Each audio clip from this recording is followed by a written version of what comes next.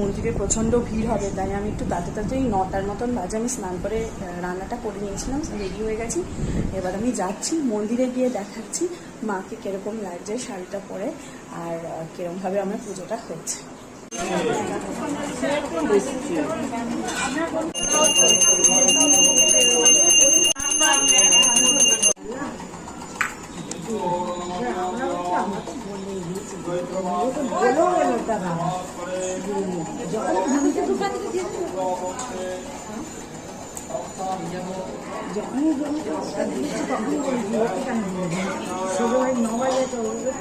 আমি এই 1 বছরে যেন একদম আমাদের তো সবার করোনা থেকে শুরু হয়েছে।